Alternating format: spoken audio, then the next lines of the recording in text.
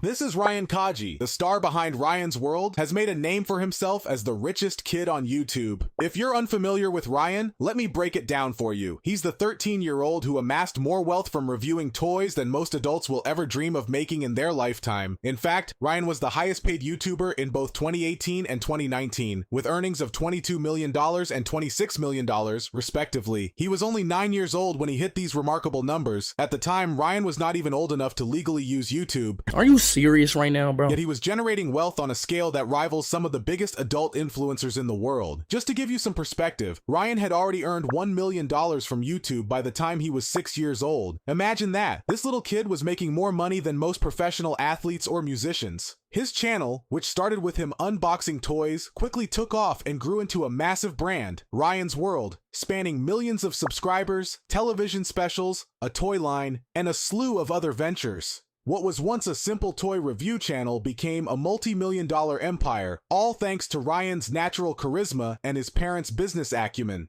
Ryan's content is incredibly simple. He films himself unboxing and reviewing toys. Nothing groundbreaking, but it's exactly what kids love to watch. His unboxing videos often feature popular toys, flashy trucks, action figures, and sometimes educational sets. These videos aren't just popular, they're a sensation. One of his videos, in which he reviewed a toy truck, amassed over 10 million views. Ryan's World grew rapidly, and with it, Ryan's earnings. By the time he was 9, his total earnings had surpassed $100 million.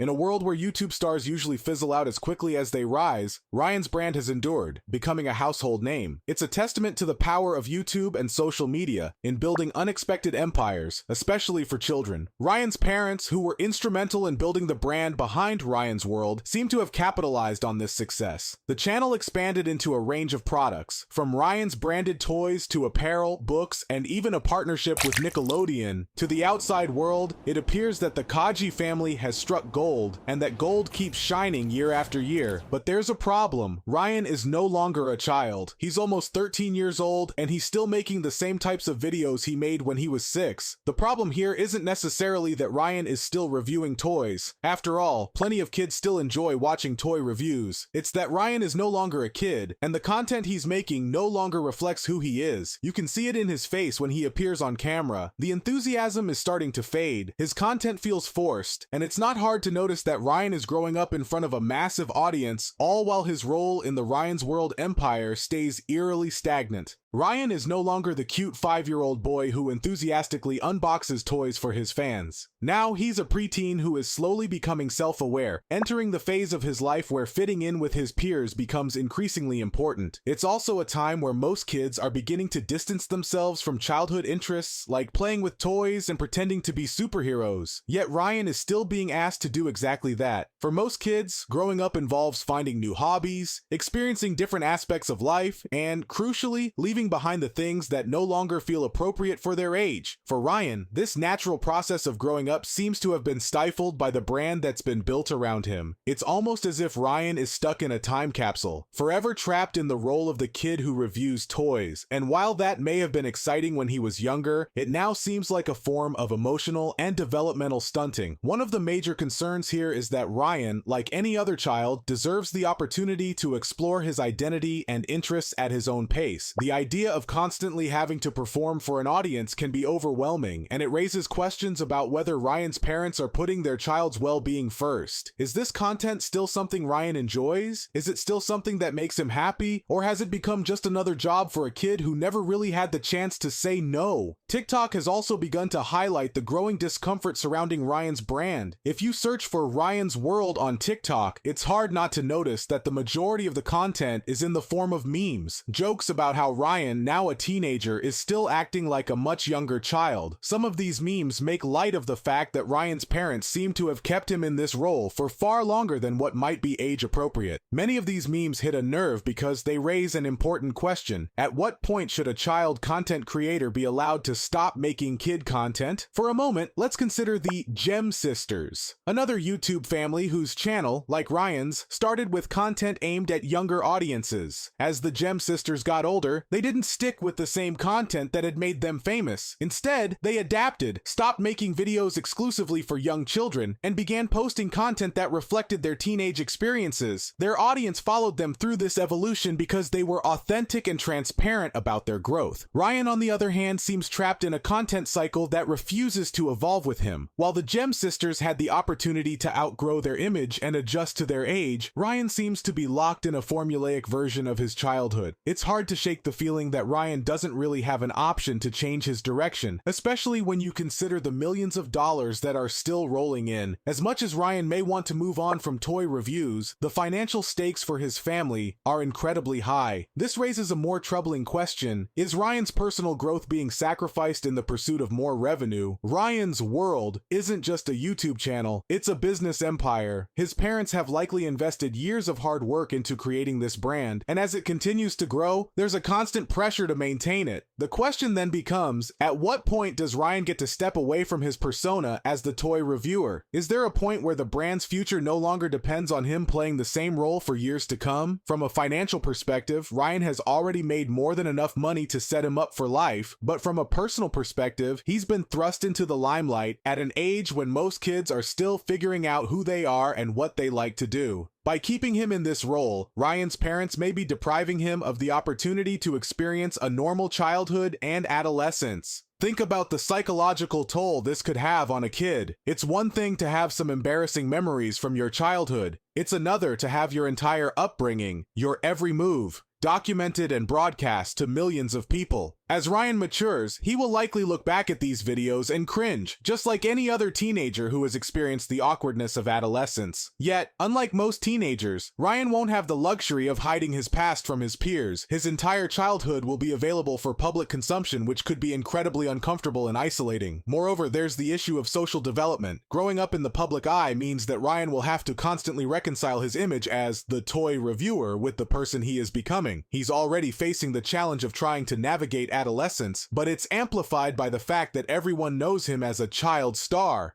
Imagine how difficult it must be for him to fit in with other kids when his entire life is a public spectacle. How do you form genuine friendships when everyone sees you as the kid who reviews toys for a living? This isn't just a career issue, it's a social one. Do I blame Ryan? Not at all. He's just a kid, and this entire situation is out of his control. What I do blame, however, is the lack of oversight and responsibility from his parents. Ryan didn't ask to become a global brand, and he didn't choose to stay in the same content cycle for years. It's clear that his parents are invested in the money, but they need to step back and think about what's best for their son, not just what's best for their bank account. The reality is, Ryan has made enough money to secure his future, but more than that, he deserves the opportunity to live his life without the constant pressure to perform for a camera. He deserves the chance to grow up like any other child without the burden of having his childhood forever preserved on the internet. Ryan's future doesn't need to be defined by Ryan's world. He could easily transition to a new channel that reflects who he is today, or he could decide to step away from YouTube altogether.